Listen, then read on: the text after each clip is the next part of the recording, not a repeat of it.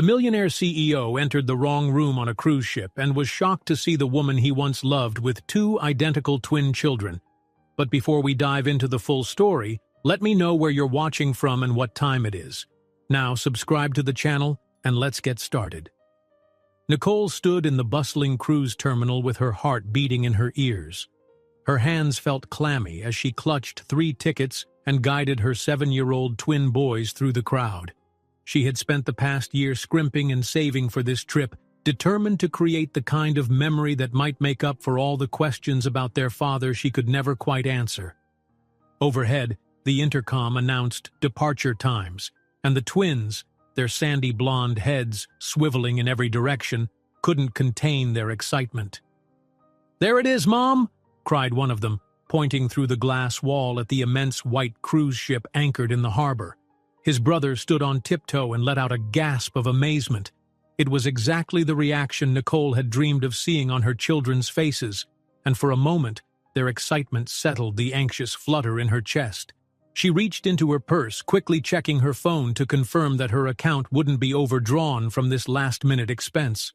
A tight knot formed in her stomach as she saw how close she was to zero. Yet when she glanced at her boys' bright eyes and heard their happy chatter, the sacrifice felt worth it.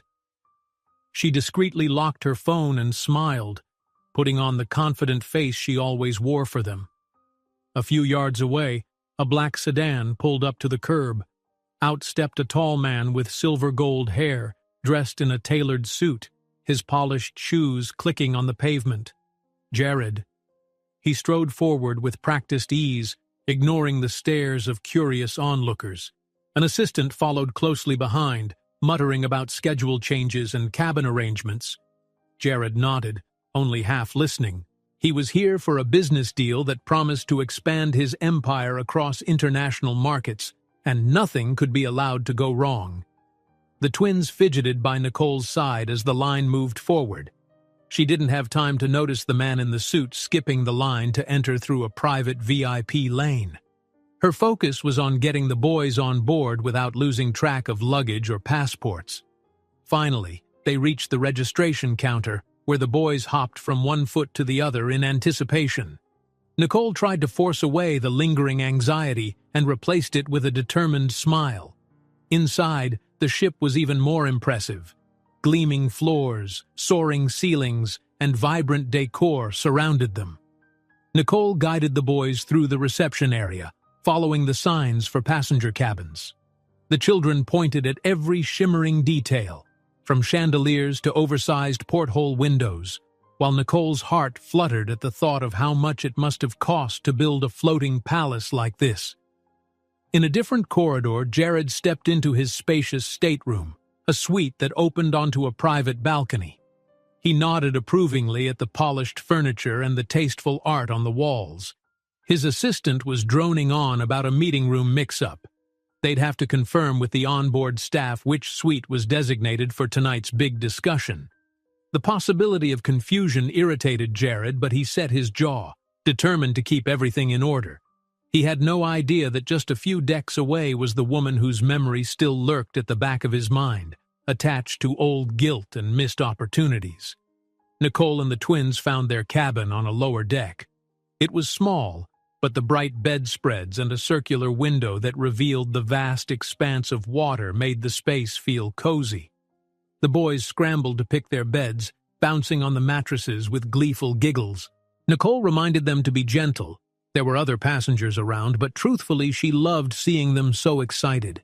She hoped this trip could distract them from questions about the father who'd never been around. Though she tried not to think about him, the memory sometimes slipped into her mind at odd moments, especially on nights when she could almost remember the warmth of his presence and the last look he gave her before leaving.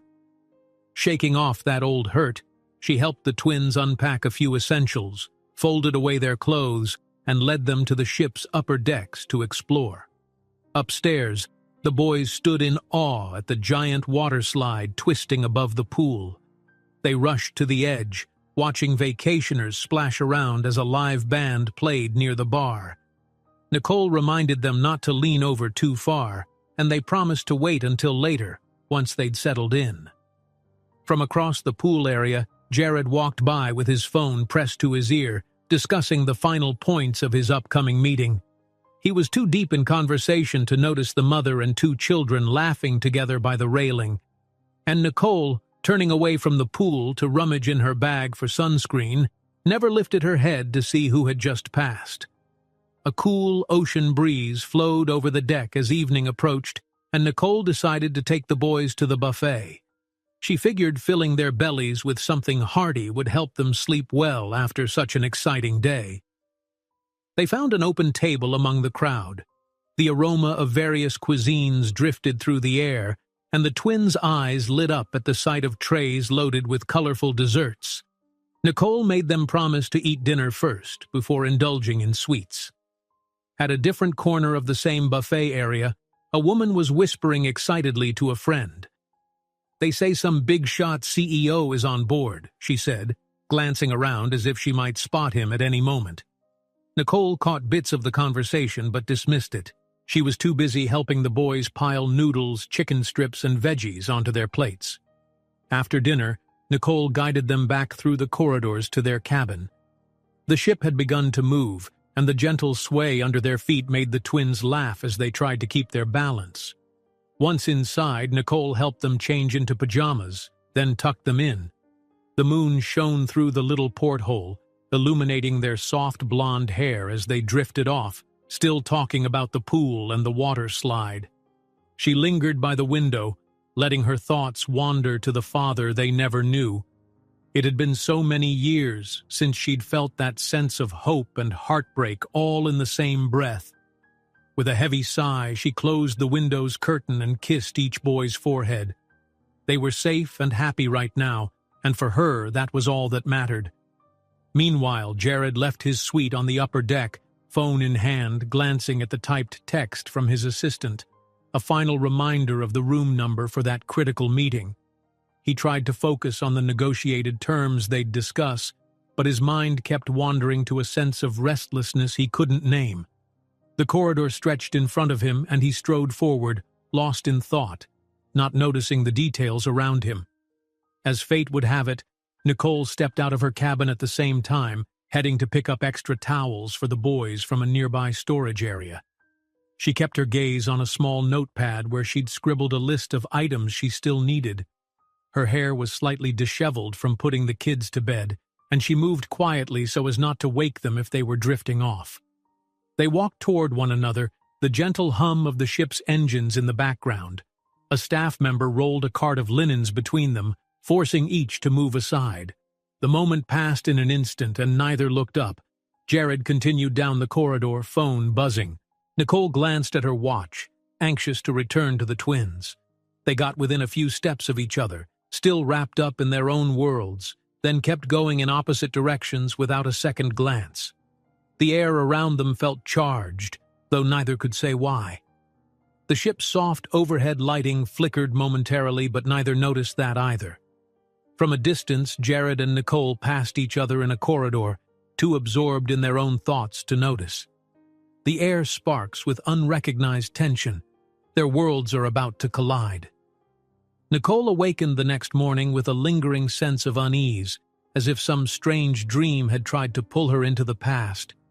She lay still for a moment, listening to the gentle hum of the ship's engines through the cabin walls. The twins were still asleep, sprawled across their beds in matching positions that never failed to make her smile. Yet her mind kept returning to that brief instant the night before, when she swore she caught a glimpse of someone familiar in the corridor, someone who made her heart do a quick, uneasy flip. It must have been a trick of the dim lights, she told herself. There was no way he could be here. By the time the boys stirred and rubbed the sleep from their eyes, Nicole had pushed the thought aside. She urged them out of bed and into fresh clothes, promising a buffet breakfast brimming with fruit, pancakes, and pastries. As they hurried to get ready, she neatly gathered last night's scattered socks and folded them into the drawer. Though she wore a practiced, calm expression for the twins, a small knot remained at the back of her mind. They made their way through brightly lit corridors to the breakfast area, following the tantalizing aroma of syrup and cinnamon rolls. The place was filled with the happy chatter of other families, and the twins gazed at each new sight with an eager curiosity that gave Nicole a swell of pride. This trip had been everything they'd hoped so far, adventures waiting around every corner.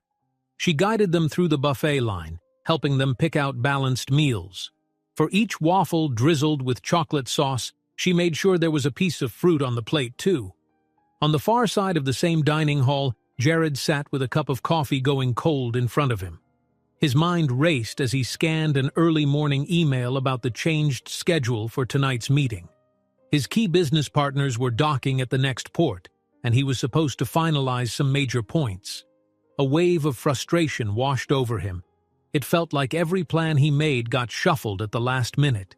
He glanced at his watch and realized he'd better grab something to eat if he didn't want a rumbling stomach interrupting the negotiations later. He rose from his chair and hurried toward the buffet just as Nicole finished helping the twins. One of the boys, insisting he could carry his own plate, nearly collided with Jared. Fortunately, Nicole was quick enough to catch the child's arm, steering him away before an embarrassing spill. Jared noticed a sudden flurry of movement and murmured a polite apology to whoever he'd almost bumped. But by the time Nicole turned her head, he had moved on, disappearing into the crowd. The morning bustle seemed to have swallowed him whole. Nicole found a small table near a window where sunlight splashed in a warm patch on the floor. The twins devoured their breakfast, enthralled by everything from the clink of silverware to the glimmering ocean beyond the glass. Nicole took a few bites, but her appetite was half-hearted. She couldn't shake that odd sense of having just narrowly missed something important. After breakfast, the boys begged to check out the pool again, and Nicole, reluctant to tamp down their enthusiasm, agreed. As they scurried ahead, she hung back, phone in hand, dialing her best friend back home. She hadn't meant to get so emotional so early in the morning, but when her friend's familiar voice answered, she felt tears threatening to sting her eyes. "Sorry, I'm just a little rattled," Nicole said quietly, stepping into a quieter corner near a potted palm tree. "Everything's fine, I keep feeling like I'm seeing ghosts." Her friend pressed for more details, but Nicole offered only half answers, not wanting to dwell on old regrets. "It's silly," she insisted. "I'm letting my imagination run wild." Her friend urged her to enjoy the cruise and maybe open her heart a tiny bit to the idea of new beginnings. Nicole smiled at the suggestion, though her mind was nowhere near ready to think about that. She hung up, slipping the phone into her purse, then hurried to catch up with the twins. On the main pool deck, the sun was already shining brightly, and the boys leapt around in their bright swim trunks. Nicole found a lounger and settled in to watch them, making sure they stayed within arm's length of the shallow end. There was a bar nearby serving tropical drinks, and she thought about grabbing a fruit smoothie. Just as she worked up the courage to walk over and order one, a tall man in a crisp shirt strolled up to the bar, phone pressed to his ear, frustration lining his face. For a split second, Nicole glimpsed his profile and her chest constricted. That jaw, that posture. It couldn't be. She closed her eyes briefly, collecting herself. When she opened them, the man was gone, leaving only a sense of déjà vu in his wake. Meanwhile, Jared was heading inside, phone call completed, mind still buzzing from the news his business partners were arriving earlier than planned. He was supposed to finalize the location for their evening meeting by noon, but conflicting messages had him pinned down like a chess king in check. The usual confidence he carried felt shaky. He reminded himself that everything was under control. He was too good at what he did to let a few logistical hurdles trip him up. Back in his suite, he found a fresh email confirming the arrival time.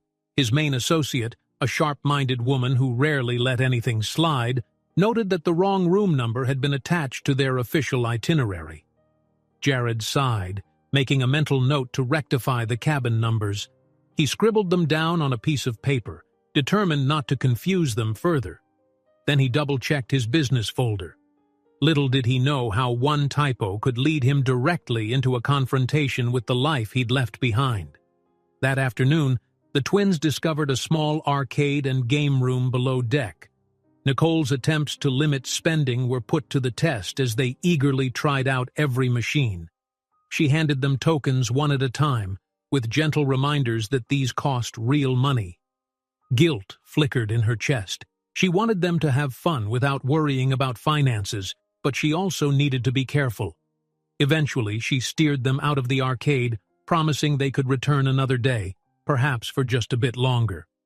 All the while, Jared's business associates arrived, towing suitcases and important documents. He met them in a shipboard lounge where they discussed the potential for expanding into international markets. The possibility of a lucrative partnership hung in the air, yet Jared found it difficult to focus. Something about this trip made him unsettled, as though a part of him was on guard, sensing a major shift he couldn't quite articulate. The afternoon wore on, and both Nicole and Jared ended up on the top deck around sunset, drawn by the promise of fiery oranges and pinks streaking the sky. Nicole leaned on the railing with the twins, pointing at seabirds swooping low. Jared stood on a different part of the same railing, phone in hand, talking in hushed tones about the final details for the meeting. Neither noticed the other's presence. The ocean breeze carried echoes of conversations and laughter that faded into the crashing of distant waves.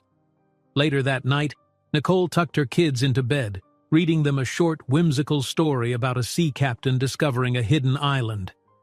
The boys giggled at the funny voices she used, and their eyelids grew heavy with each passing page. Once they were asleep, Nicole brushed back their hair, thinking again about how much they reminded her of their father, though she tried not to dwell on that. The memory of those days felt like a bruise that had never fully healed.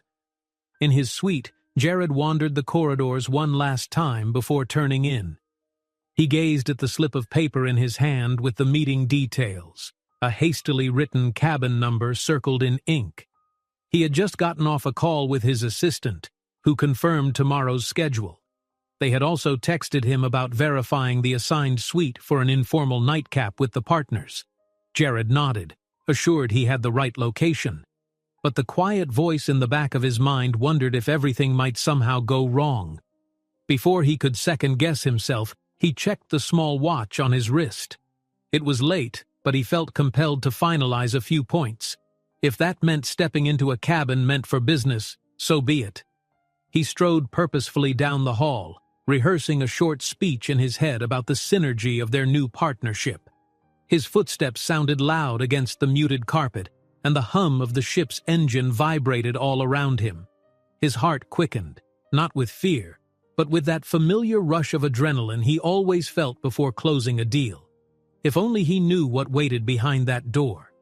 He approached, raised his fist, and took a breath to steady himself.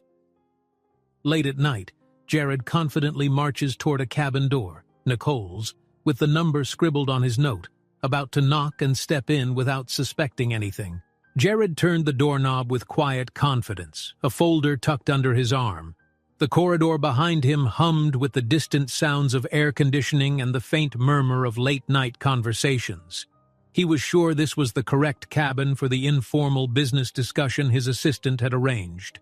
The lights inside were dim, but he stepped forward anyway, expecting to find his colleagues wrapped up in negotiations or reviewing documents. Instead, the first thing he noticed was a pair of small sneakers lying by the entrance. Children's sneakers. That was odd. This was supposed to be a VIP cabin. He glanced around, puzzled, taking in the narrow bunk beds and a scattering of colorful toys on the floor. Confusion gave way to a slowly dawning sense of alarm. Perhaps his assistant had sent him to the wrong number. Before he could pull back, a figure bolted upright in one of the bunks. Nicole. She didn't scream at first. She just blinked at him, startled, as if trying to make sense of this intruder standing in her doorway. In the muted light, Jared could see the mixture of fear and fierce protectiveness flicker across her face. "Get out!" Nicole demanded in a low voice, jumping from the bed. She raised a hand to shield the nearest twin who was stirring awake at the sound of her voice. Her heart hammered in her chest. Instinctively, she put herself between the stranger and her sons. Jared opened his mouth to apologize, but no words came. The cabin's faint overhead light fell across her features, and he stopped breathing for a moment. He knew her face, even though so many years had passed. He knew those eyes, the line of her jaw, the way she clutched at her heart when startled. It couldn't be.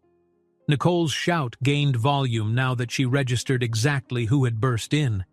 She ushered the boys behind her, her expression turning from confusion to fury.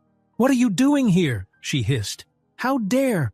She trailed off, and they stared at each other, the tension between them impossibly thick. She tugged the blanket up to cover one child's shoulders, her protective gesture revealing everything he'd never known. Jared could feel the blood pounding in his ears as he realized the small form peeking over Nicole's arm was a child. And not just any child. A boy with unmistakably familiar features. One of the twins rubbed his eyes and blinked at the tall stranger. "Mom, who's that?" he asked, confusion tugging at his sleepy voice. His brother sat up too, squinting through the haze of the cabin's low light. Nicole gestured for them to be still. "It's nobody, sweetie. Just someone who came to the wrong room." Her voice trembled slightly, belying her words. Jared stood motionless, fumbling for something to say. He recalled every excuse or explanation he'd prepared for his business partners, but none of that applied now. This was Nicole, the woman he'd vanished from years ago, leaving behind a swirl of unspoken promises. And here she was, with two blonde boys who looked startlingly like a younger version of himself. The gravity of the situation dawned on him in a dizzying rush. His chest constricted, and he took a step back, but the cabin door swung shut behind him, making the space feel even smaller. He raised a hand, trying to explain. "Nicole, I didn't know you'd be here. I had no idea." She glared at him, eyes brimming with equal parts hurt and rage. "Keep your voice down," she hissed, tossing a frantic glance at the boys. "I can't believe this."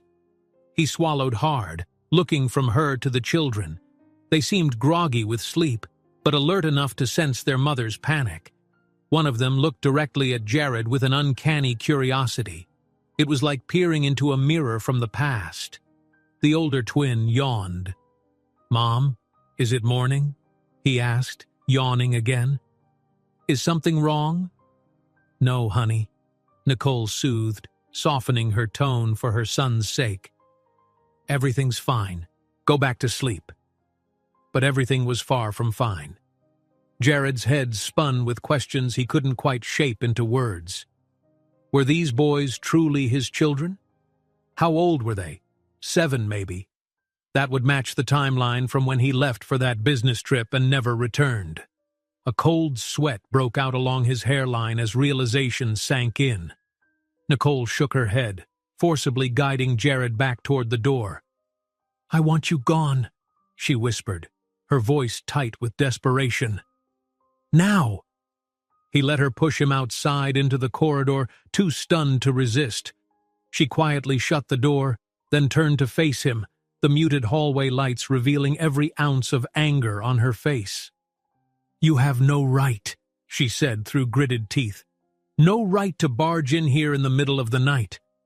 "I'm sorry," Jared managed, his voice barely above a whisper.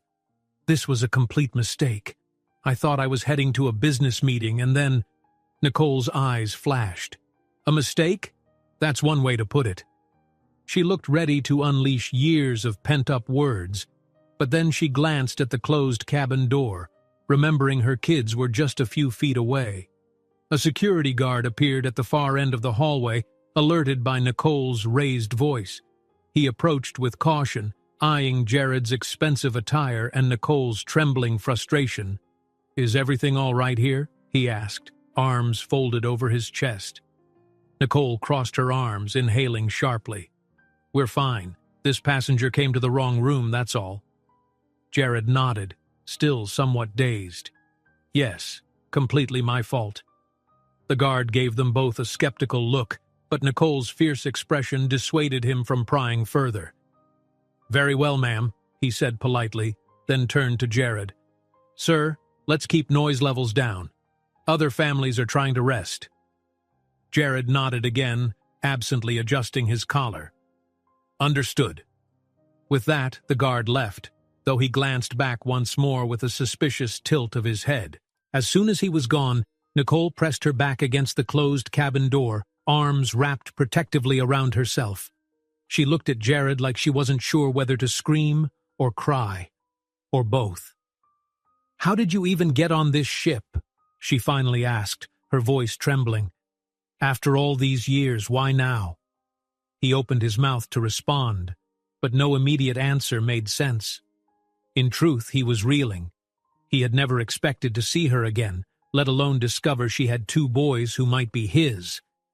He took a deep, ragged breath. "I came for a business deal," he said quietly. "I didn't know you were here. I swear, I didn't." Nicole shook her head, tears threatening to spill. "Well, congratulations," she said bitterly. "You got exactly what you wanted, right? Your deals, your success, everything you chased after when you left me behind." Jared's stomach twisted into knots. He wanted to deny it, to protest that he never intended to abandon her.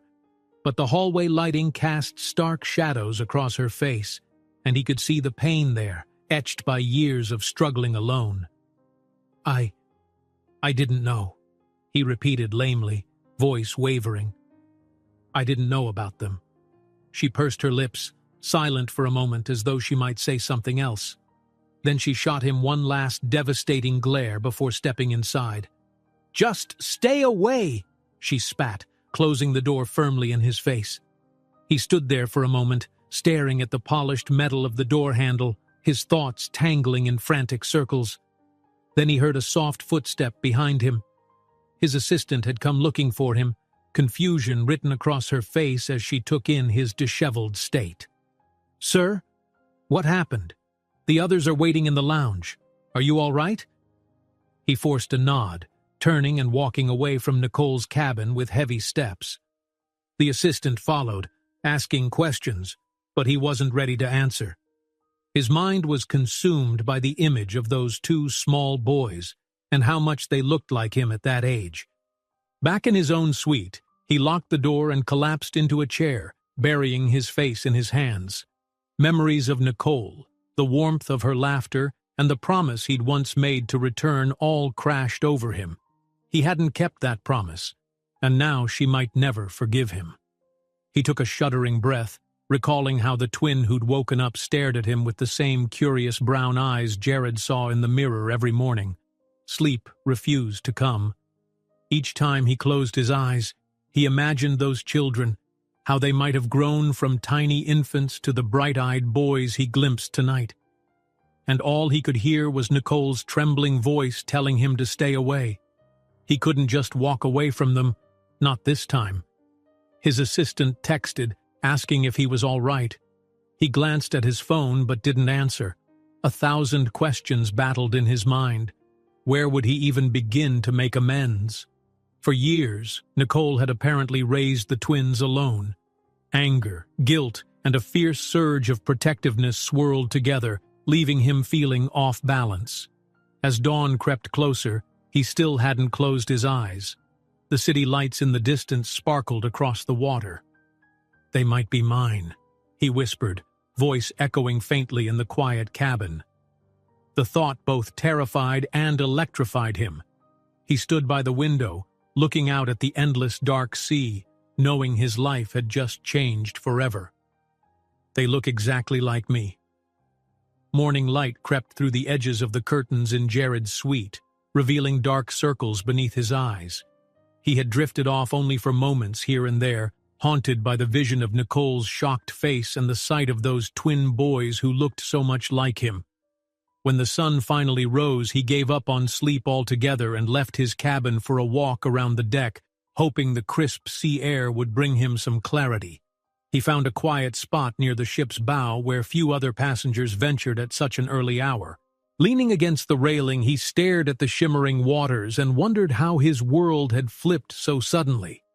Just days ago, his main concern had been sealing a business deal. But now he couldn't think about anything except the lives he might have hurt by being absent. He had no plan for how to talk to Nicole, how to ask if the boys were truly his, yet he knew he couldn't hide from her. Not anymore. Across the ship, Nicole woke with a pounding headache. She'd slept in fitful bursts, replaying Jared's stunned expression when he saw her children. Part of her wanted to believe he'd been genuinely unaware of her pregnancy, but another part was still furious, convinced that his ambition had always overshadowed his feelings for her. Pushing her tangled hair aside, she rose and checked on the twins, who were already awake and chattering about breakfast. Their youthful energy offered no room for her lingering sorrows. "Mom, can we go get pancakes now?" asked one boy, practically bouncing on his bed. His brother nodded in vigorous agreement, tugging at the edge of her t-shirt. Nicole forced a faint smile. "Yes, but let's get dressed first. Don't forget to brush your teeth." Her headache throbbed, but she focused on the simple routine of caring for her sons. That always gave her a sense of purpose, a reminder that she wasn't the same person Jared had walked out on years ago. She was a mother now, fierce and protective. A short while later, she hurried them out of the cabin, hoping to beat the breakfast crowds. The boys raced each other down the corridor, and she had to raise her voice to keep them from bumping into other guests. Turning a corner, she froze. Jared was there, on his way back from the deck, looking pale but determined. Their eyes locked for a split second.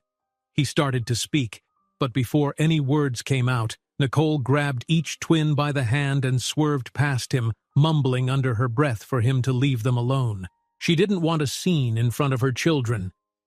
The boys glanced at Jared curiously, but Nicole kept moving before they could ask questions.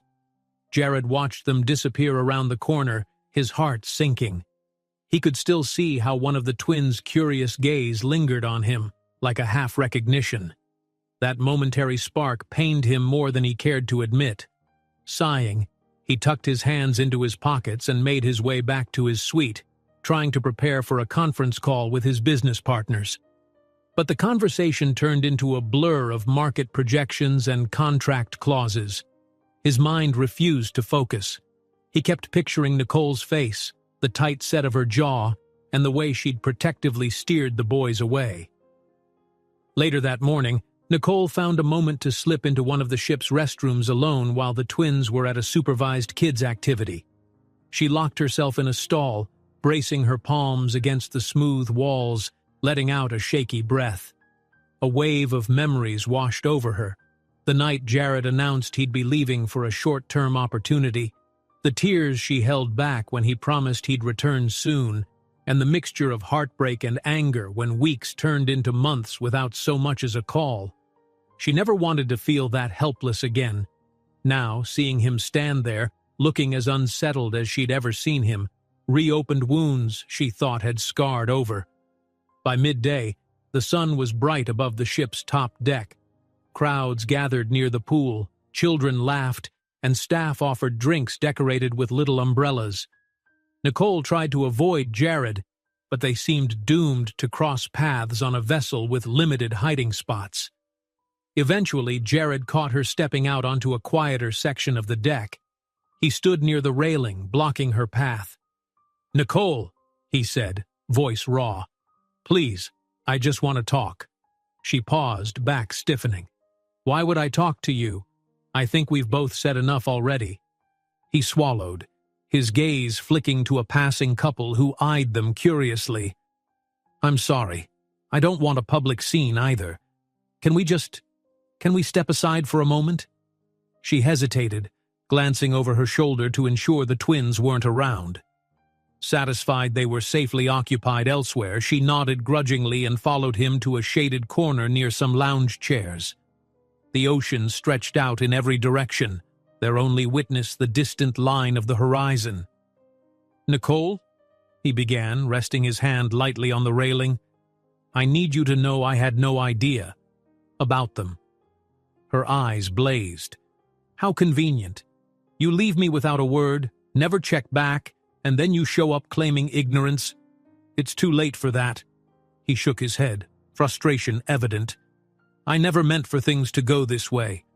That night I got called away on a project that seemed like a life-changing opportunity. I kept telling myself I'd call you once I was settled, but everything spiraled. I was traveling constantly, the investors were demanding. 1 week stretched into another, and I'm not proud of what I did. I just didn't realize. I never knew you were pregnant, I swear. She laughed, but there was no joy in the sound. And you think that excuses you? That if you'd known, you might have done the right thing? I was alone, Jared. I handled everything while you were off building your empire. His face contorted with regret. I don't want to make excuses. If I could turn back time, I would. But now, are they mine? A fresh wave of anger flickered in her expression.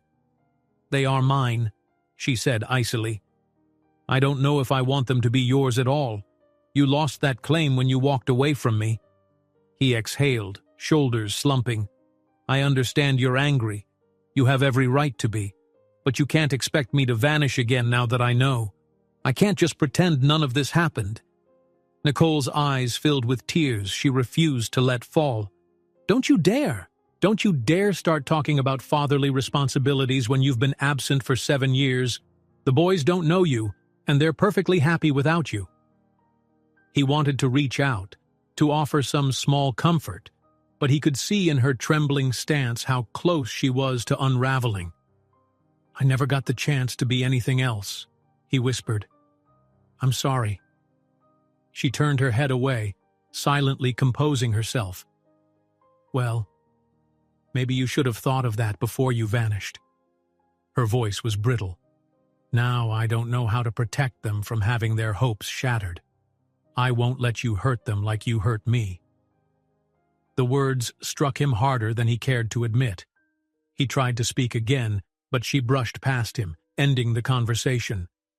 For a moment he watched her vanish into the crowds, feeling the sting of failure, the weight of all he'd missed. He wanted to chase her, to tell her how much he regretted not reaching out. But a gathering of curious onlookers, sensing the tension, lingered nearby, and he couldn't muster the energy to face their questions. Nicole returned to her cabin, where the twins were now resting, chattering about the activities they'd just enjoyed. She mustered up her best smile for them, but inside, her heart felt heavy. She wished she could freeze time, protect her sons from the storm that Jared's reappearance had unleashed. Although she hated to admit it, part of her still felt a pang of nostalgia for the man she once believed he could be. That evening, as the moon rose and gentle waves lapped against the hull, Jared found himself alone near the ship's stern. The flickering lights of a distant shore twinkled across the dark water. Leaning on the railing with the wind ruffling his hair, he felt more vulnerable than he ever had in his high-powered business life. He stared into the rolling black sea, mind spinning with guilt and longing. Tightening his grip on the railing, he gazed at the horizon and spoke softly, as if making a vow only the night would hear. I'm going to prove I deserve to be in their lives. The next morning, Nicole woke with her heart still pounding from the argument the night before. She tried to push the memory aside. Jared's sudden reappearance, the words they'd exchanged, the undeniable look of guilt in his eyes. Her priority was to keep life as normal as possible for her 7-year-old twins. They needed a vacation without dark clouds looming overhead. She forced a cheerful expression and roused the boys, helping them get ready to see the ship's activities for the day. Mom, can we go back to the water slide? One twin asked, bouncing on his toes as soon as he was dressed. The other nodded. Yeah, it's the best part of this ship. Nicole mustered a warm smile and ruffled their hair. After breakfast, okay? We'll get you guys some pancakes first. They trooped into the busy corridor, and Nicole kept her gaze forward, half expecting Jared to appear at any moment. She hurried the boys along, determined not to let them see the tension she felt in every muscle. When they arrived at the buffet, the twins raced to pick up trays while Nicole scanned the room warily. No sign of him. She exhaled, feeling both relief and a strange pang of disappointment she couldn't quite explain. At a table nearby, two passengers whispered animatedly, throwing glances toward Nicole and the twins. She caught snatches of their conversation. "I'm sure it's him. The CEO. Looks just like—" Her breath caught in her throat. Did they mean Jared? And were they already speculating about the children? The boys were too busy stacking pancakes on their plates to notice, but Nicole felt a spark of anger in her chest. She ushered them to a quieter corner of the dining hall and tried to pretend none of it bothered her. Before long, she set the twins up with their breakfast, and they happily dug in. She poked at her own food, her appetite dulled by nerves. Not far away, Jared listened to his assistant's urgent whispers, phone in hand. Apparently, a rumor had started circulating among some of the passengers. The well-known CEO on board might be entangled in a paternity scandal. Jared's business partners had also heard about it. They sent him wary messages, worried that negative press could sink their million-dollar deal. His grip tightened on the phone.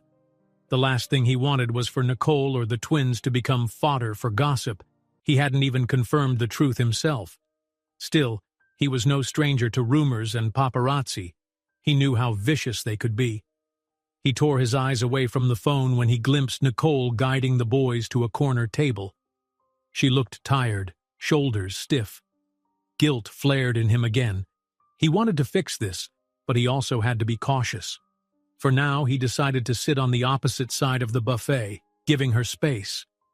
Meanwhile, one of Nicole's twins began to complain of a mild earache. Concern flashed across Nicole's face. She quickly cleared their plates and brought them to the ship's medical office just to be safe. The doctor examined the boy and reassured Nicole it was nothing serious, likely just a bit of pressure from the change in altitude and the sea breeze. Still, she couldn't help feeling protective. She thanked the doctor and led the boys out. On their way back, a few passengers cast curious looks at Nicole. A couple even snapped pictures with their phones. One had the nerve to call out, "Is that the famous businessman's kid?" Nicole felt her cheeks burn. She hurried the twins along without responding. She reached her cabin and shut the door, fighting the urge to slam it. The boys, sensing her tension, asked if she was mad. "No, sweetheart," she said softly, crouching to their level. "I'm just trying to keep everything calm." They accepted her answer, though they still looked worried. Feeling torn, she decided to let them rest for a bit. She put a cartoon on the small television to occupy them while she stepped into the hallway for a brief phone call. Her best friend picked up after the first ring. "Tell me you're enjoying yourself," the friend teased, but then heard the tremor in Nicole's voice. Concern replaced the playful tone. Nicole swallowed back tears as she recounted Jared's shocking reappearance and the gossip swirling around the ship. "I was hoping for a peaceful vacation," she whispered, glancing at the closed cabin door, "but now it feels like everything is upside down." Her friend listened, offering calm reassurances, reminding Nicole she was a strong mother who had raised the twins on her own. "And if he's truly their father," her friend said gently, "maybe he wants to do right by them now. If nothing else, this might be your chance to let go of the anger. Not for him, but for you and the boys." Nicole sighed. "That's easier said than done." They said goodbye, and Nicole pressed her phone to her heart, closing her eyes in the hallway. She knew she couldn't avoid Jared forever, nor could she hide the twins away. But how to shield them from the painful spotlight? Later that afternoon, the sun was high and the decks were alive with laughter. The twins begged to return to the pool, insisting they felt perfectly fine. Nicole relented, on the condition that they avoid the deep end. She found a couple of lounge chairs and watched them from the edge, feeling a slight sense of ease as she saw them squeal and splash without a care in the world.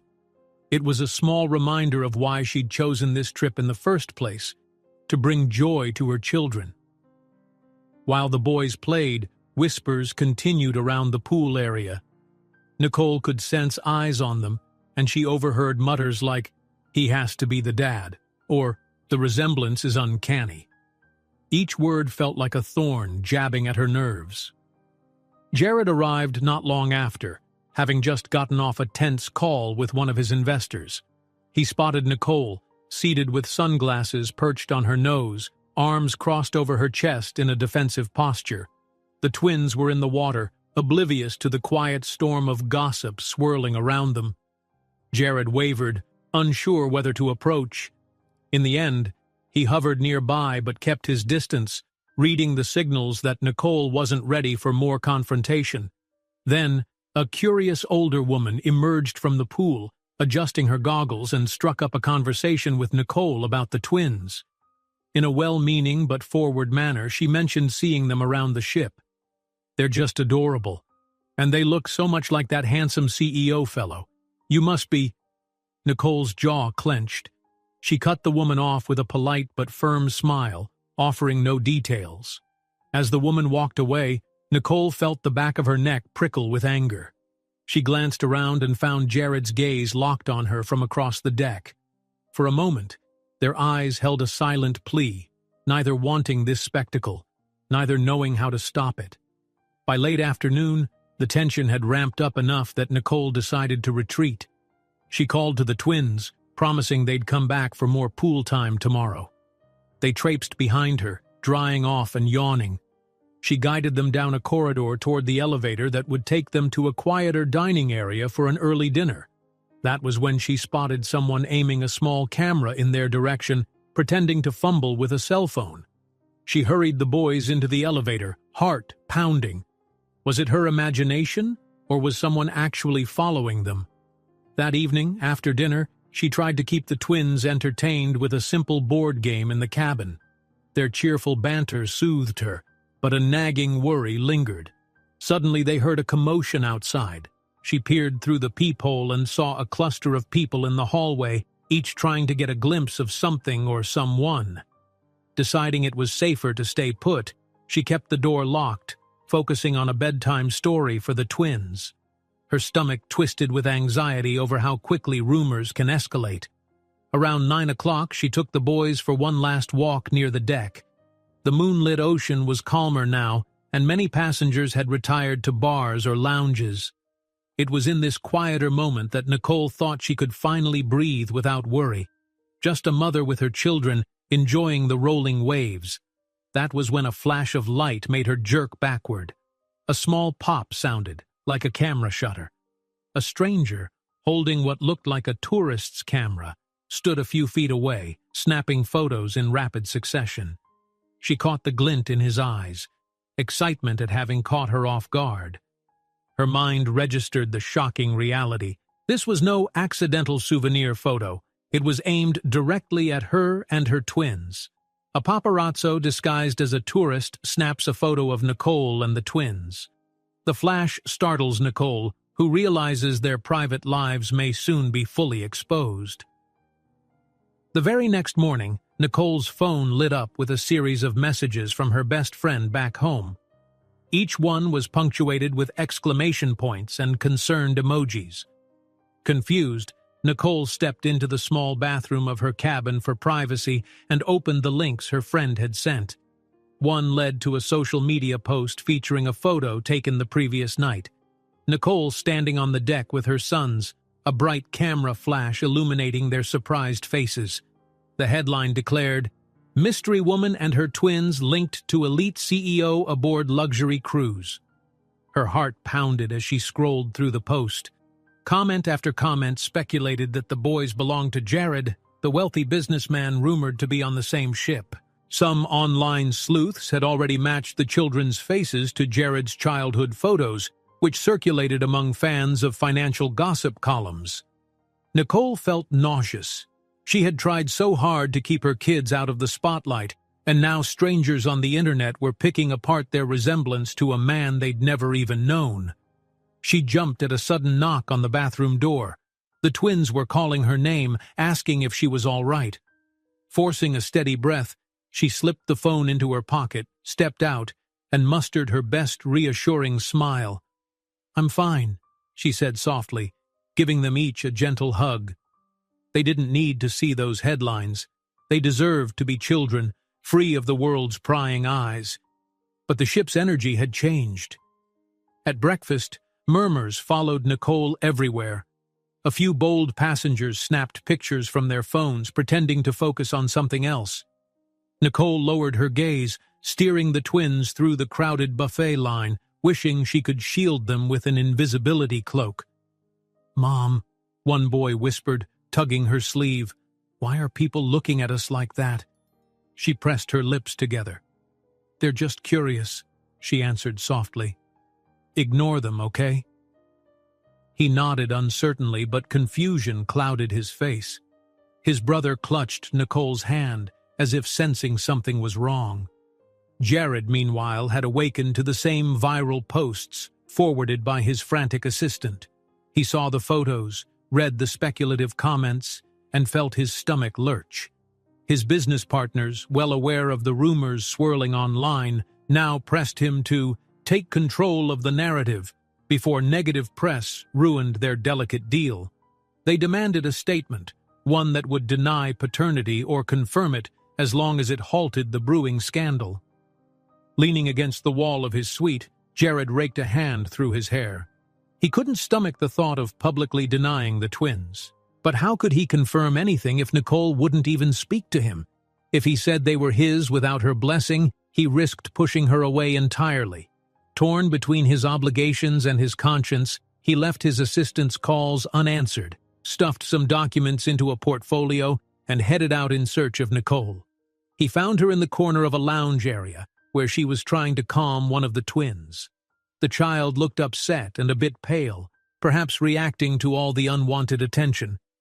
Nicole had them seated at a small table away from staring eyes. She glanced up the moment Jared approached, and her expression darkened. He raised his hands in a gesture of peace. "I'm not here to make a scene," he said, keeping his voice low.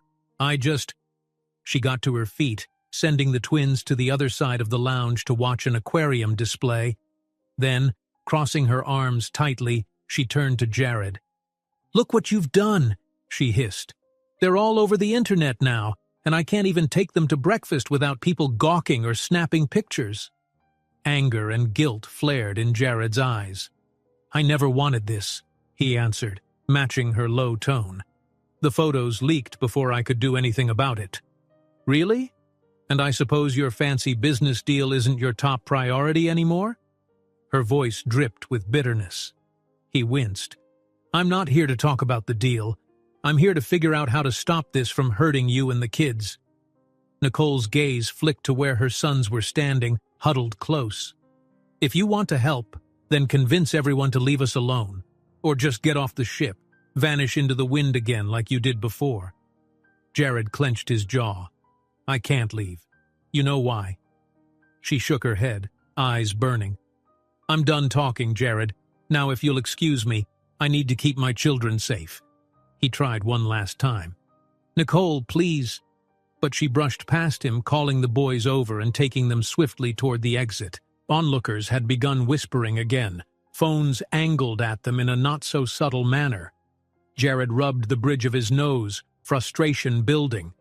He grabbed his phone, opening the camera roll to revisit the photos from last night's fiasco, feeling a surge of anger at the invasive paparazzi. By midday, the rumor mill had only grown louder, fueled by the new pictures. Several entertainment sites ran gossip headlines about Jared's secret family and whether child support was in question. Nicole, knowing the twins couldn't ignore the whispers forever, told them gently that some people thought they resembled a man on the ship, but it was all just rumors. One boy asked if they did look like that man, and Nicole had to choke down her emotions, trying to keep her answer vague. That afternoon, Jared attempted to do damage control by speaking to some onboard staff. He requested that the photographers be restricted or reported for harassment. Unfortunately, the ship's administration admitted they had little control over passengers taking personal pictures, which could be sold to tabloids once they docked. Furious and helpless, Jared realized only a firm public statement might quell the frenzy. But any statement would drag Nicole and the boys into the spotlight even more. As the sun began to set, Nicole decided she'd had enough. She visited the front desk to inquire about disembarking at the next port. The staff told her that arrangements could be made, but it might be complicated. The abrupt nature of her request posed logistical challenges with customs, and the cost for an early departure wasn't negligible. Still, she felt corners of her mind screaming that this was the only way to protect her children. They didn't need the constant stares, the million questions, and the possibility of Jared trying to push back into their lives for all the wrong reasons. That night, in the corridor outside her cabin, Nicole ran into Jared again. He looked pale, as if the day's events had squeezed every ounce of calm out of him. "I heard you're planning to leave," he said, voice tight. "Please don't. Let's talk this through." Her frustration boiled over. "You just want to salvage your reputation," she snapped. "You'll say or do anything to keep your business partners happy. Well, I'm not letting my boys become pawns for your image." Jared's eyes narrowed, although sadness lingered there too. "You really think this is just about business?" She hesitated, unable to stop her voice from shaking. "How do I know otherwise? After you vanished all those years ago, all you've done is chase your own success. And now you show up demanding a role in my children's lives, acting like you can shield them from the mess you helped create." He took a single step closer, heart pounding. "Nicole, I know I messed up. I'm not denying that. But I'm here now, and I want to help." She shook her head, cutting him off. "Stay away from me. I'll figure this out on my own." Slamming her cabin door, she sank onto the bed. The twins were in the bunk, half asleep and unaware of the adult tensions swirling around them. She touched their foreheads gently, vowing to protect them at any cost. Not far away, Jared stood in the corridor, feeling the weight of the situation crushing him. He glanced at his phone, which buzzed with calls from his investors, likely worried about the scandal. But at that moment, he didn't care about them. He couldn't lose the chance to be a father if the twins were truly his. Thunder echoed faintly outside as the ship sailed into rain-lashed waters, the sky dark and ominous. Jared peered through a nearby porthole, watching the storm gather over the ocean. The wind howled, rattling the glass. He thought about Nicole's anger, the twins' wide-eyed uncertainty, and the relentless paparazzi chasing a story. His knuckles whitened as he gripped the phone. Eyes distant, he whispered the words that had haunted him all day. "I can't lose them now." Morning arrived with an overcast sky, the horizon marked by a distant sliver of land. Nicole's decision was made. She would leave the cruise with her twins at the next port, no matter the complications or the cost. She packed hastily, folding the boys' clothes into a small suitcase while they asked questions she avoided. Their bright voices filled the cabin, talking about the ship's slides and the giant buffet they loved so much, but she couldn't allow her regret to weaken her resolve. This was the only way to protect them from the swirling rumors and the painful presence of Jared.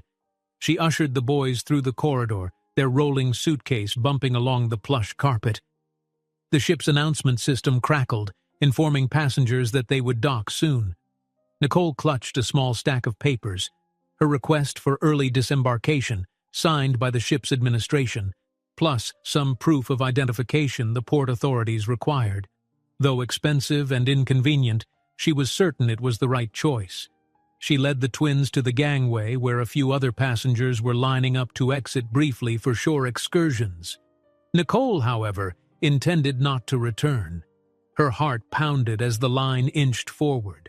The boys were mostly quiet, clutching her hands, though she could see a flicker of disappointment in their eyes. They'd been looking forward to more fun on board. Suddenly, one of the boys tugged her sleeve with a whimper. His face had lost its usual color, and he looked unsteady on his feet.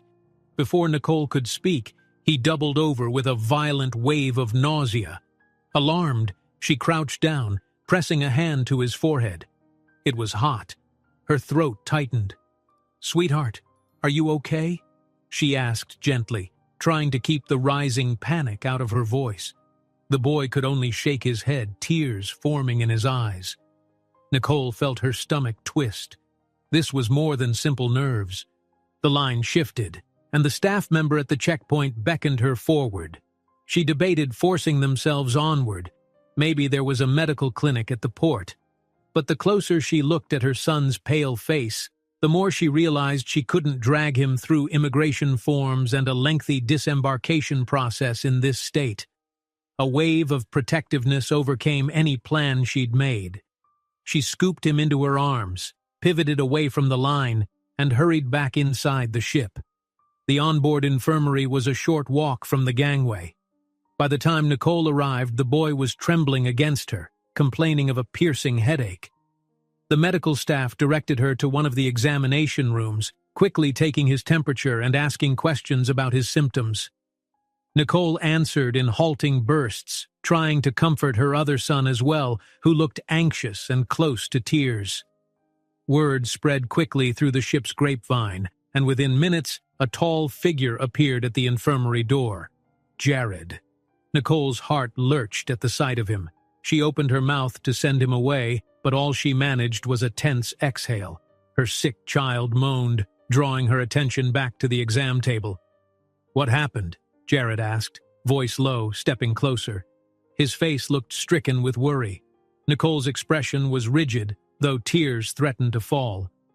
"He got sick right when we were about to leave," she whispered, stroking her son's hair. "He's burning up." Jared set down the folder he had been carrying and moved closer, ignoring Nicole's guarded stance. The doctor ran some tests and suggested it might be a virus exacerbated by stress or exhaustion. He wanted the boy to rest and remain under observation for a few hours, at least until his fever stabilized. The hours crawled by in the infirmary. Nicole paced the tiny room, occasionally washing her hands or fetching cold compresses for her son's forehead. The other twin perched on a small chair, anxiously watching his brother.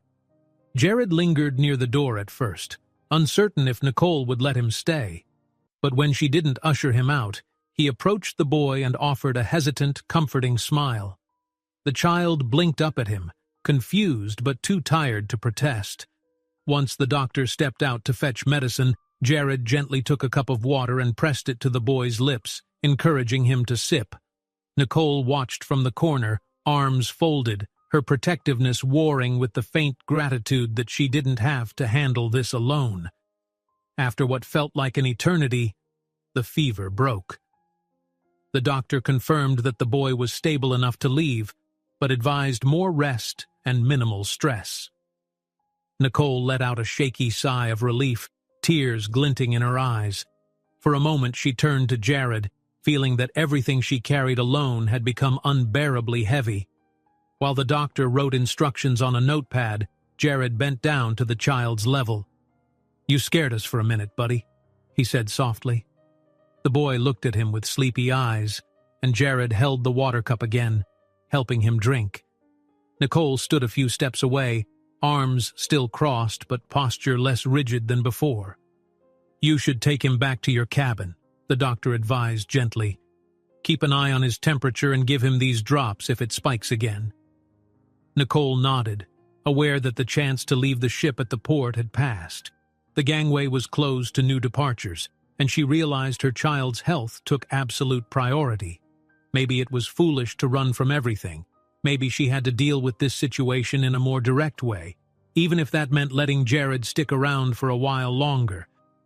The small group headed out of the infirmary. Nicole carried a slip of paper with the medical instructions, and Jared held the door. Her other son hovered between them, glancing from one adult to the other, as if gauging whether it was finally safe to relax. In the quiet corridor, they all seemed to breathe a collective sigh of relief. No paparazzi, no stares, just the lingering hush of midday on a giant ship. Jared hesitated, then placed a hand on the sick child's back, guiding him gently. "Lean on me if you're dizzy," he murmured. Nicole watched this from a pace behind, her heart tugged in conflicting directions. She'd told herself Jared was selfish, that he'd never step up, but the genuine concern on his face and the tenderness in his voice suggested something else entirely. She remembered how abandoned she'd felt years ago, but she also couldn't deny that he was here now, trying with every step to be present. They walked as a small, tentative unit, each of them all too aware of the uncertain road ahead.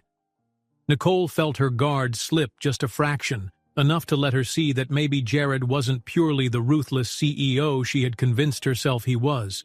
Maybe beneath all the business suits and crisp manners, he was a man who regretted what he'd missed more than he could say. Drained from the emotional whiplash and lack of sleep, Nicole wondered if she was strong enough to handle the storm raging inside her. The children, though, came first. She would do anything for them, even accept help from the man who'd once shattered her life. If he kept showing this genuine care, she might have to reconsider the rigid walls she'd built for so long. With calm steps, they left the infirmary, the young boy's arms loosely around Nicole's waist while Jared steadied him from the other side. No reporters or curious onlookers crowded them now. It was just the four of them in a quiet passageway, united by relief that the worst seemed over. The hush felt almost sacred, as if the ship itself understood how delicate this moment was. As they leave the infirmary, Jared places his hand gently on the child's shoulder. Nicole sees genuine love in his eyes, and for a flicker of a moment, her defenses waver. Morning arrived with a gentle knock on Nicole's cabin door, one of the ship's staff announcing the doctor's follow-up for her son.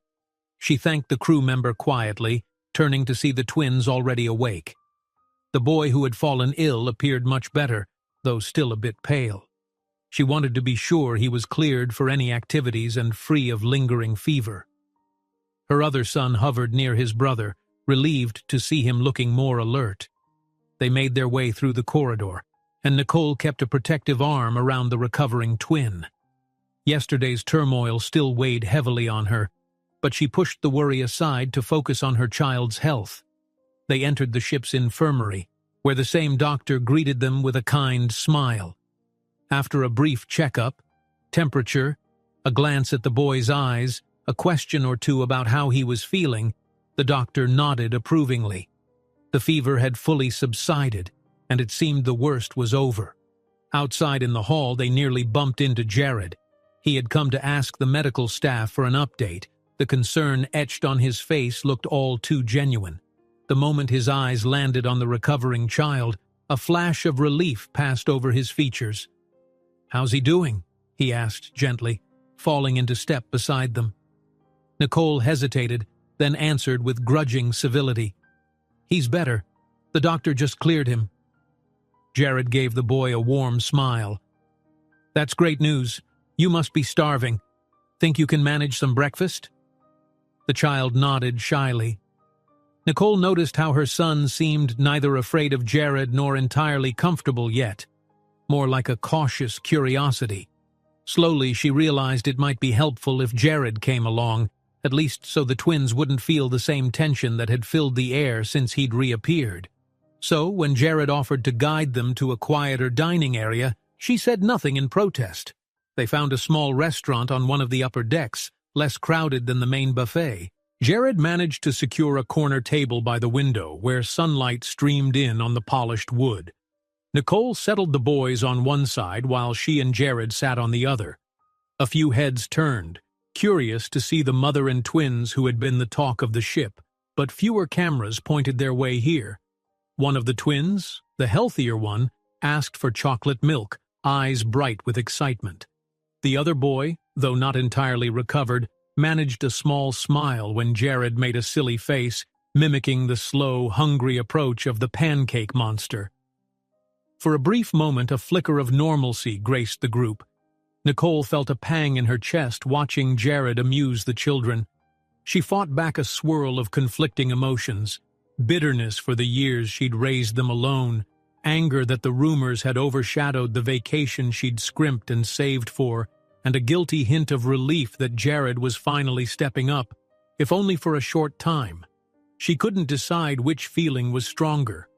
As the meal unfolded, Jared's phone buzzed on the table. He flipped it over, ignoring the call. Then it buzzed again, lighting up with a short series of urgent messages. He exhaled, an unspoken apology in his expression, and stepped away for a moment to address his business partners, who were no doubt panicking about the swirling gossip. Nicole noticed the tension in his face before he walked off. She tried to tune out his hushed conversation, but phrases like negative press and postponing the announcement drifted through the air. She couldn't help listening, her heart sinking at the confirmation that Jared's deal still loomed over everything.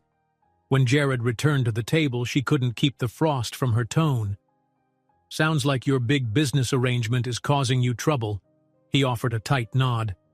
"They're concerned about the rumors," he admitted, careful to keep his voice low so the children wouldn't hear. "But none of that matters to me right now." Nicole raised an eyebrow. "Really?" A corner of her mind recalled him disappearing the first time, chasing a life-changing opportunity. Yet he now spoke as if he'd placed the kids above all else. She wanted to believe him, but years of self-defense told her to be cautious. He glanced toward the twins, who were whispering among themselves and giggling. "Yes," he murmured. "I know it's hard to trust me, but I'm trying to do better." She swallowed, unsure how to respond without revealing how much he had hurt her. Instead, she changed the subject, turning to the children. "If you both feel up to it, we can stroll around the deck for a bit. No running, though," she admonished, eyeing the child who had been sick. He nodded obediently. They left the restaurant, stepping into a quieter part of the open deck. The ocean stretched out in serene blues and whites, the sky a clearer shade than the overcast day before. The twins rushed to the railing, though Nicole tugged gently on the hand of the one still recovering, making sure he didn't overexert himself. The warm sea breeze brushed against their faces, carrying laughter from distant parts of the ship. A small group of passengers ambled by, casting glances and whispering among themselves, but no one outright harassed Nicole or the children. She was grateful for this temporary calm. Jared took the twins aside to point out a flock of seagulls diving toward the waves, talking with them in a low voice. They stared, fascinated, occasionally bursting into laughter when a bird snagged a fish. Nicole watched from a few steps away, her heart caught in a mixture of yearning and guardedness. Soon, one of the ship's entertainment staff approached with a bright smile, handing out flyers for a kids' water activity, a small obstacle course in the shallow pool, complete with floating platforms and silly games. The twins immediately brightened, eyes shining with excitement. Nicole hesitated, not wanting to push her recovering boy too hard, but he looked up at her with pleading eyes. Jared knelt beside him. "Are you sure you feel up to it? We can just watch if you'd rather." "I feel good," the boy said, with more energy than he'd shown all morning. Nicole gave in, deciding they could at least check it out. And so, they ended up at the pool deck where other kids were gathered, shrieking and giggling as they balanced on the floating obstacles. Nicole settled into a lounge chair, crossing her arms. She kept a hawk-like gaze on the twins, determined to step in if they showed any sign of exhaustion. To her surprise, Jared removed his shoes and rolled up his pant legs. He carefully entered the shallow water, assisting the boys as they wobbled on the first foam platform. It was almost comical, this polished CEO awkwardly balancing on kiddie floats, yet beaming at the children. The boys squealed in delight every time they made it to a new platform. Other parents glanced over, amused and intrigued by the sight of a man who clearly wasn't accustomed to navigating inflatable obstacle courses. But Jared seemed determined to keep the twins safe and laughing. Nicole felt a twinge of an unexpected smile at the corner of her mouth, watching them from the edge. She remembered how Jared had once been the life of any room he entered, cracking jokes and making her feel as if nothing mattered except the moment they shared. Could he really be that same person? It hurt to recall how easily he'd vanished from her life. Yet there he was, letting the children use his arms for support as they giggled and stomped on a floating mat. When the kids eventually tired out, Jared helped them back to the side, lifting them gently over the pool's edge. Their hair dripped water, and wide grins revealed how much fun they'd had. Nicole stepped forward, wrapping each child in a dry towel. She nodded her thanks to Jared, acknowledging his effort, though she kept her expression guarded. He nodded back, water trickling off his pant legs. Before she could speak, Jared's phone buzzed again. He quickly silenced it, but not before Nicole glimpsed the name of his top investor flashing on the screen. She sighed, turning to guide the boys away. The brief moment of harmony was overshadowed by the realization that Jared's world of business demands never really went away, no matter how sincere his intention to be present. Late that evening, after dinner, Nicole led the twins back to their cabin for bedtime. The day's events had worn them out, and they fell asleep quickly. She tucked them in, placing their stuffed animals within reach, then watched their peaceful faces. Despite the turmoil, they had found moments of genuine happiness. As she turned to organize the cabin, she noticed a small envelope slipped under the door. Her heart clenched. Curiosity warred with dread as she crouched to pick it up. Inside was a single sheet of paper with a printed headline from a gossip website, "Shocking Secret Air Scandal on the High Seas." A grainy photo showed Nicole, the twins, and Jared side by side at the pool. Red arrows highlighted the boys' features, linking them to the CEO's known childhood pictures.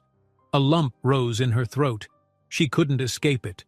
No matter how intimate or gentle the moments with Jared and the twins felt, the outside world insisted on intruding, spinning their story into a spectacle. As Nicole tucks the kids in, she finds a note slipped under the door. Paparazzi pictures splashed across an online article with a headline announcing, "Shocking Secret Air Scandal on the High Seas." Nicole paced in her cabin, gripping the printed article that had been slipped under her door. The salacious headline glared at her in bold letters, "Shocking Secret Air Scandal on the High Seas." Every detail, her face, Jared's silhouette, and the twins' striking resemblance to him, was captured in grainy snapshots. The words on the page felt like an unstoppable force dragging her deepest secrets into public view. Her first impulse was to tear the paper into shreds, to deny the rumor's power over her life. But the truth weighed heavily. She couldn't pretend this wasn't happening.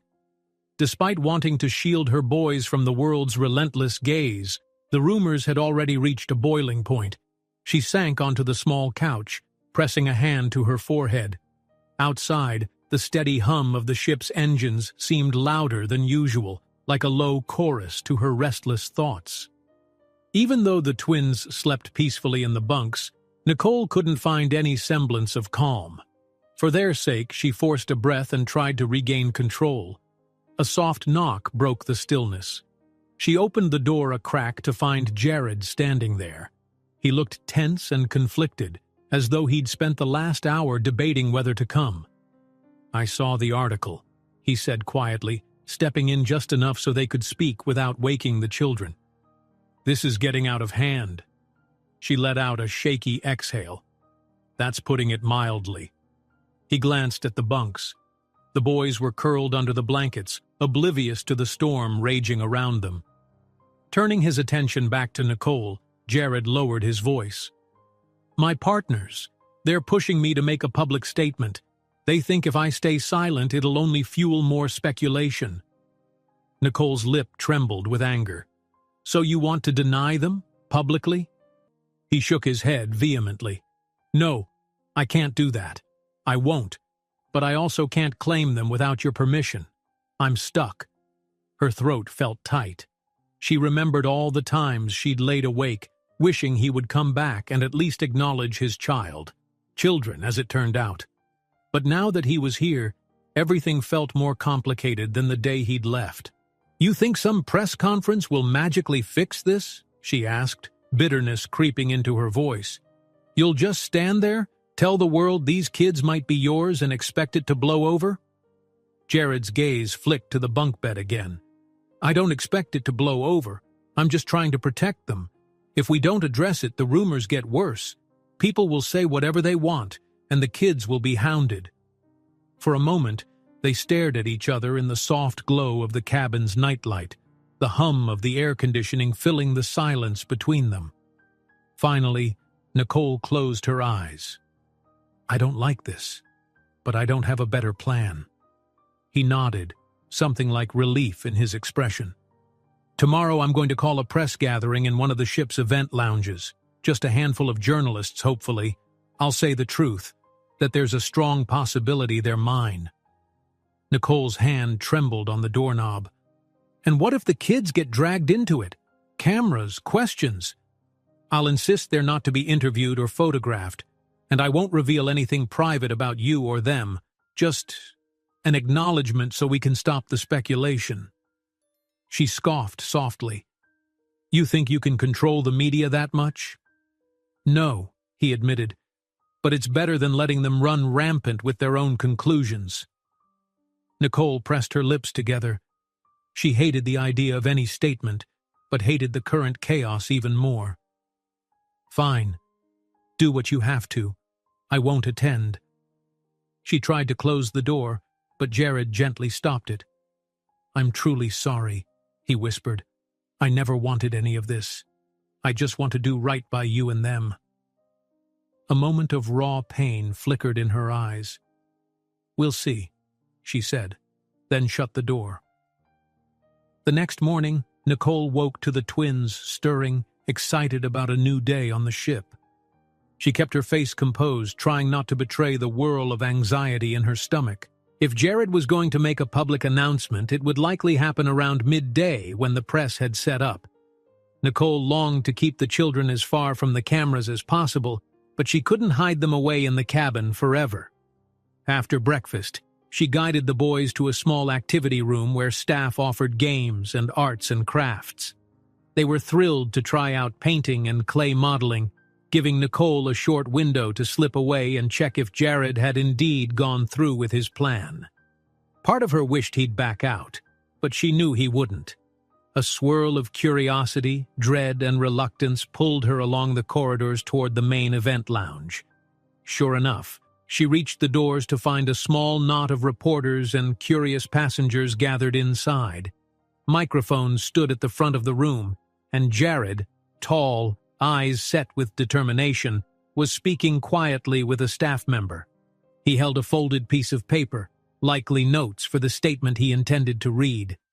For a moment, Nicole lingered by the entrance, half hidden behind a taller passenger. She didn't want to be seen, but her heart hammered with the need to know what he would say.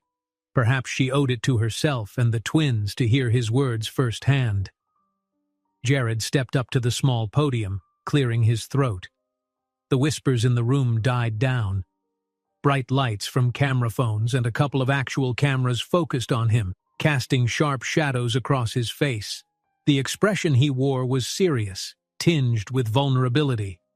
"Thank you all for coming," he began, his voice carrying the confidence of someone used to speaking under pressure.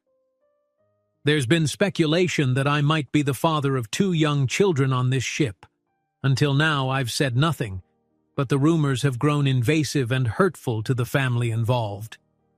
A flicker of annoyance passed through the group of reporters, as if they braced for a typical denial. But Jared continued in a firm, measured tone.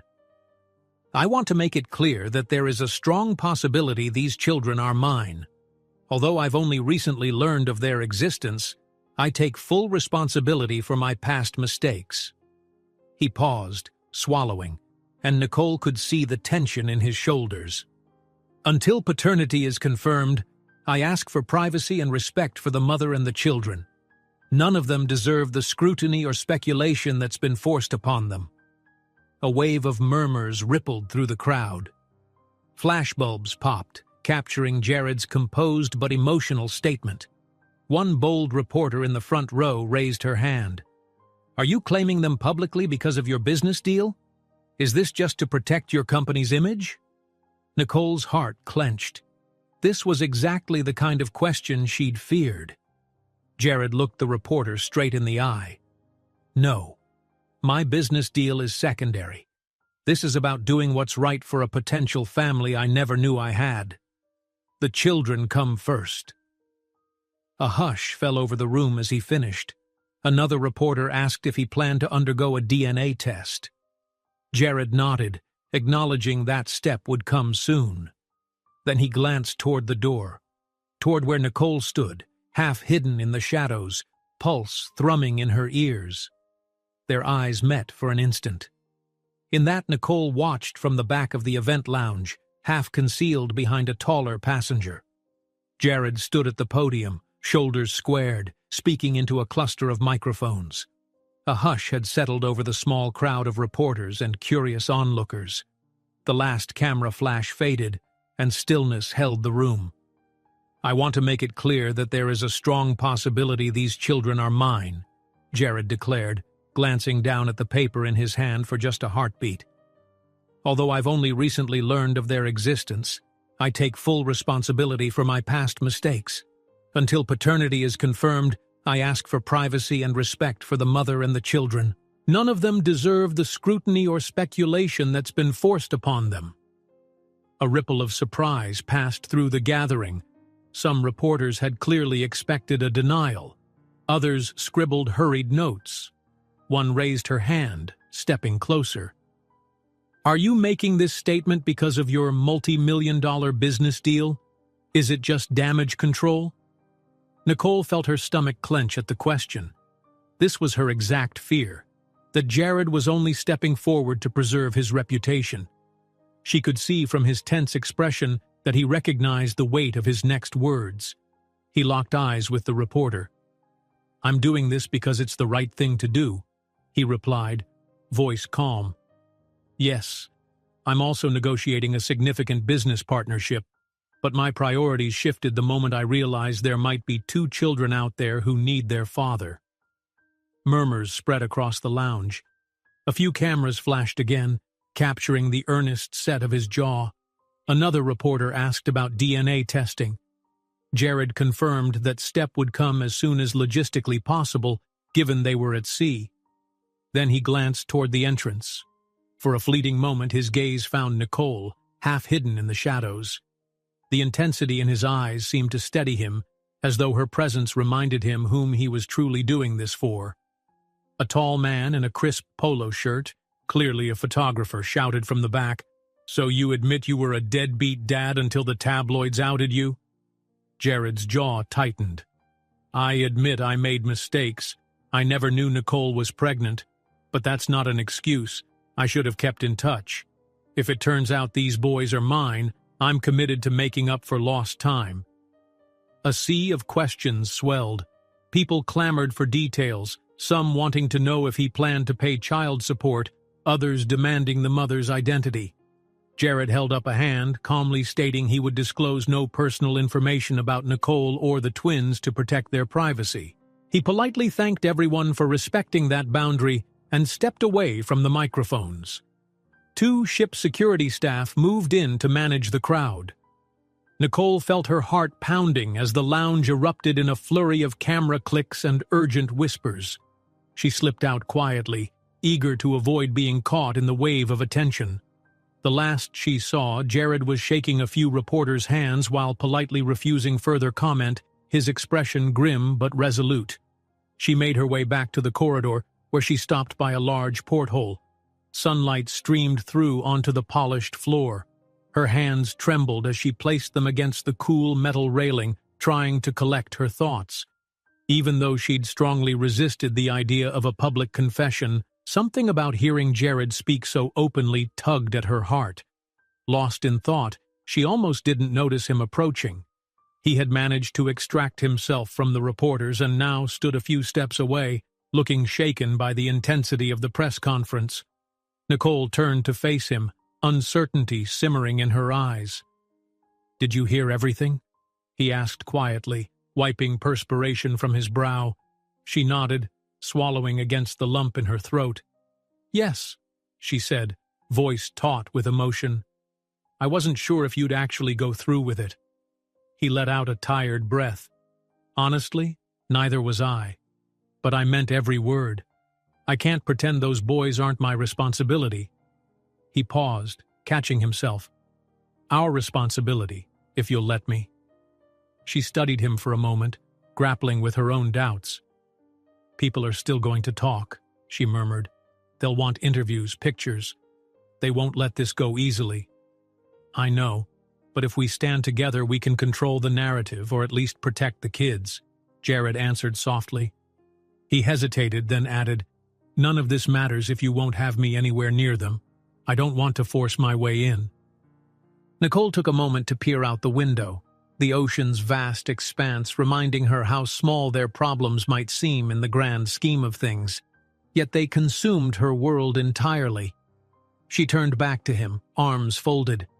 "I still have a hard time trusting you. I'm so angry. I raised them alone, Jared." He lowered his head. "I know. And if they're mine, I can never repay you for that." When he lifted his eyes again, she saw raw remorse there. "All I can do now is try to be the father they deserve. This press conference was just a start, a way to keep the rumors from exploding." In that moment, a few straggling reporters emerged from the lounge, looking around the corridor for more stories. Jared stepped closer to Nicole, angling his body protectively as he noticed their cameras. One reporter lifted a lens in their direction, but Jared gave a slight shake of his head, silently warning them off. The reporter seemed to think better of pressing further and drifted away. Nicole's chest tightened. What happens next? Jared took a small step forward, lowering his voice so only she could hear. "That's up to you. I'd like to meet the twins formally, somewhere quiet so we can talk without an audience." She considered it, her mind flashing to the boys' wide grins at breakfast, how oblivious they still were to the swirling media frenzy. Part of her wanted to seal them off from everything, but a deeper part admitted they deserved answers. She nodded stiffly. "I'll think about it." He started to speak again, but she cut him off with a weary gesture. "Jared, I'm overwhelmed. Please, just give me some space." He bowed his head in understanding. "Of course, I'll let you go. But just know I meant what I said. This is about more than business for me." His voice wavered, then firmed. "I'm ready to be their father if you'll let me." Before she could muster a response, he turned and walked away, leaving her alone by the porthole. She closed her eyes, the ship's gentle sway nearly making her dizzy. The events of the day replayed in her mind. His public confession, the reporter's barrage of questions, the glimpses of sincerity she'd caught in his eyes. It was almost too much to process. She glanced at the article still clutched in her hand, the headline screaming about a secret scandal. With a sigh, she folded it carefully, as if hoping to tuck away the chaos it represented. Folding her arms over her chest, she walked toward her cabin, every footstep echoing in the corridor. As she neared the door, a soft voice of doubt whispered that Jared might only be doing this to avoid losing his multi-million-dollar deal. Another part of her argued that he'd shown genuine emotion that no cold-hearted businessman could fake. Both halves fought in her head, leaving her unsure which to believe. Finally, she reached the cabin, pausing before she turned the handle. A wave of exhaustion washed over her, and she rested her forehead against the door, remembering the hush that fell when Jared admitted to the cameras that he might be the father.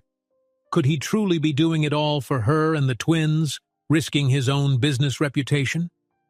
She entered quietly, finding the twins drawing pictures on the floor.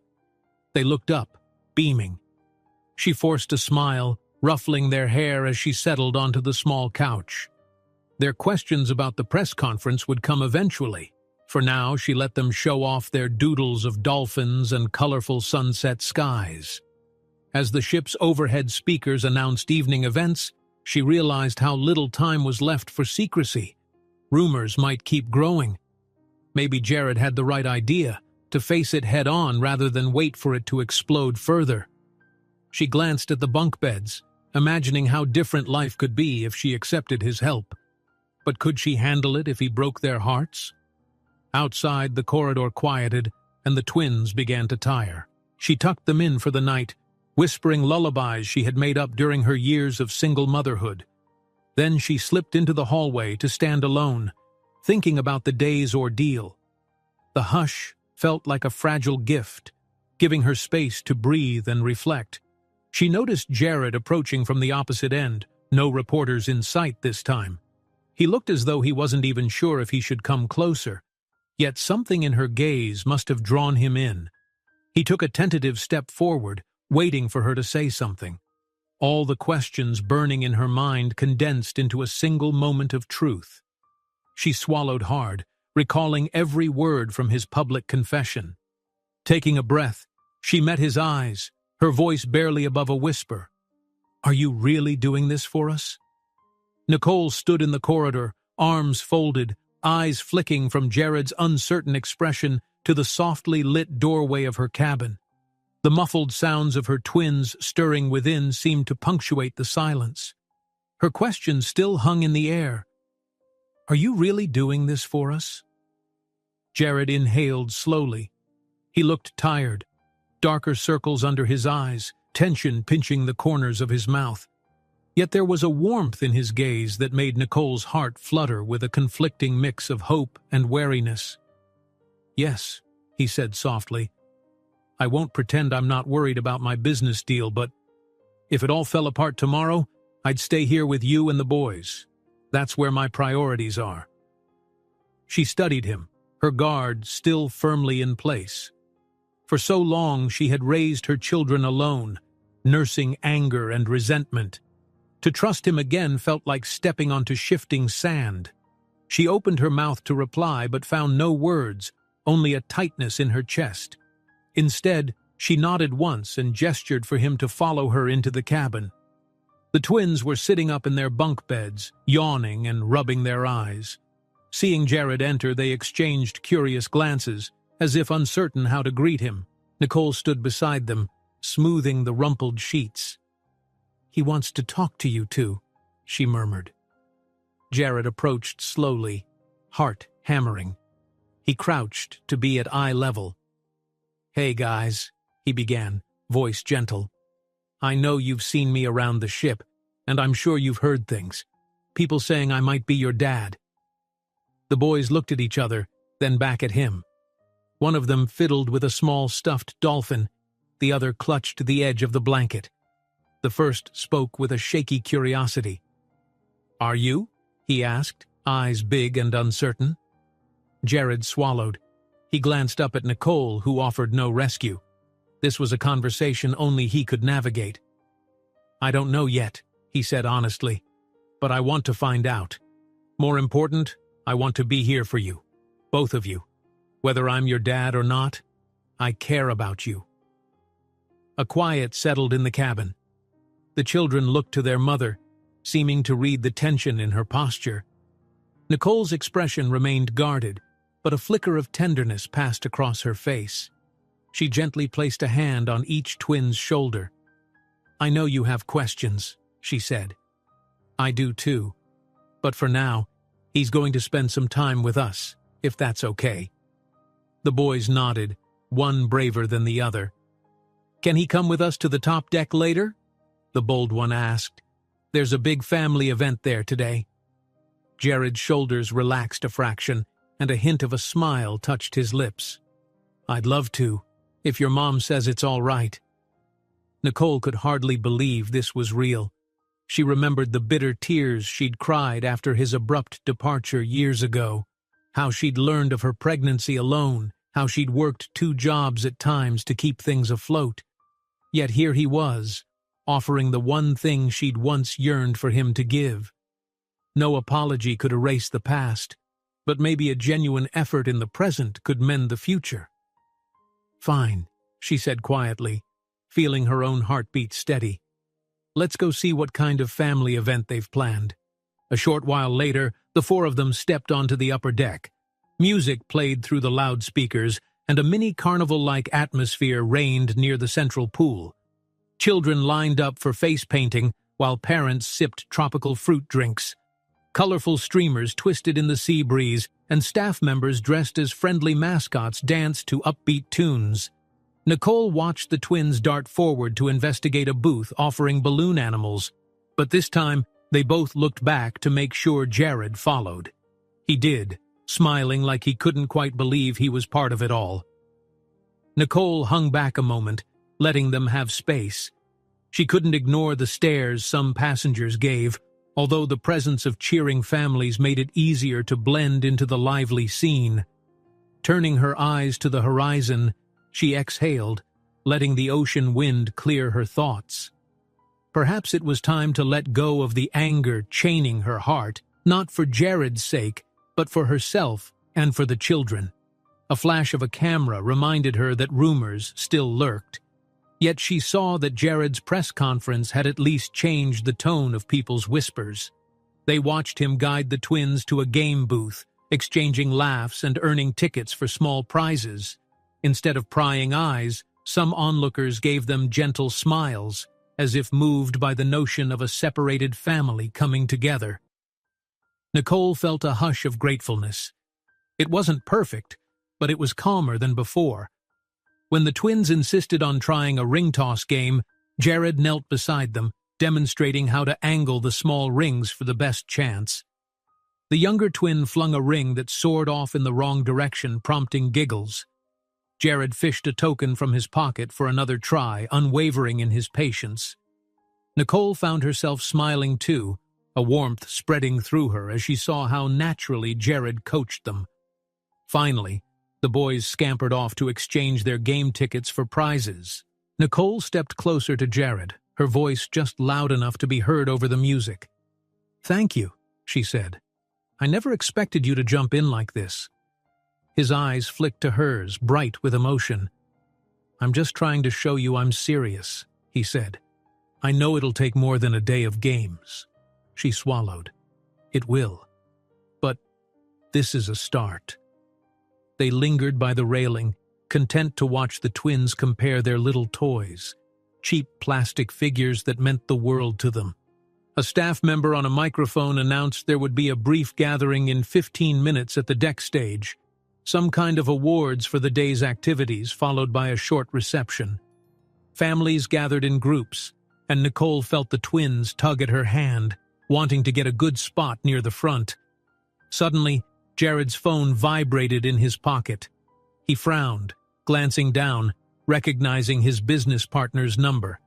A wave of tension crossed his face. Nicole caught it and tensed, bracing for him to walk away. Instead, he silenced the call and slipped the phone back in his pocket, ignoring the insistent buzzing. Then he turned to Nicole and the boys. "I'll deal with that later," he murmured, gazing at them. "This is more important." A quiet spark of gratitude lit Nicole's chest. They made their way toward the small stage where families bunched together in anticipation. A mild hush fell as a staff member began calling up children to award them small medals or ribbons for winning silly games throughout the cruise. The twins cheered on the older kids who trotted up the stage. Jared and Nicole stood side by side, sharing a short glance that carried so many unspoken things. At the end of the presentations, one of the organizers took the microphone to thank everyone for making the Family Day event such a success. A handful of cameras from the ship's staff captured pictures for the cruise souvenir album. The twins clapped excitedly, asking if they could see their own pictures later. Jared ruffled the younger boy's hair, smiling in a way Nicole had never seen before, content, proud, and vulnerable all at once. Then, just as the crowd began to disperse, Jared gently caught Nicole's wrist. Something in his face hinted at a decision made. He cleared his throat, looking suddenly unsure of himself. "Can I talk to everyone for a second?" he asked the staff member with the microphone. There was a ripple of curiosity among the small gathering. Nicole's heart skipped. She wasn't sure what he intended, but the staff member handed him the microphone, stepping aside graciously. Jared inhaled, the once dominant CEO now resembling a man bearing his soul in front of strangers. He began by thanking everyone for the welcoming spirit on the cruise, especially for the kindness shown toward two young boys who'd become very special to him. With a slight tremble in his voice, he apologized for any chaos caused by rumors and paparazzi. The crowd listened quietly, some exchanging curious whispers, others sympathetic. Finally, he turned to face Nicole and the twins, microphone trembling in his grip. "I spent too many years chasing success, and it led me away from someone I cared about," he said, voice catching. "I don't want to lose any more time. I know I've made mistakes, but you..." His eyes brimmed with emotion. "You and these boys deserve my best. and I'm ready to give it." Nicole felt tears at the corners of her eyes. The twins clung to her, glancing around with wide-eyed wonder, not fully grasping the gravity of the moment. Jared handed the microphone back, turning to them. In a gesture of pure vulnerability, he dropped to one knee, though not exactly in a romantic proposal stance. It was more like a promise, a pledge that he'd be there. "I don't know if we can start over or how this journey goes," he said, looking up at Nicole. "But I'll do whatever it takes to build a real family with you, if you'll give me that chance." For a moment, it felt as though the entire deck held its breath. The children gazed at their mother, unsure if they should cheer or laugh or cry. Nicole stood frozen in raw emotion, tears finally escaping. In that instant, she remembered all the lonely nights, all the unfulfilled wishes that the father of her children might reappear. To see Jared publicly declaring he wanted a life with them, she never saw that coming. She knelt beside him, heart pounding, and touched his face softly.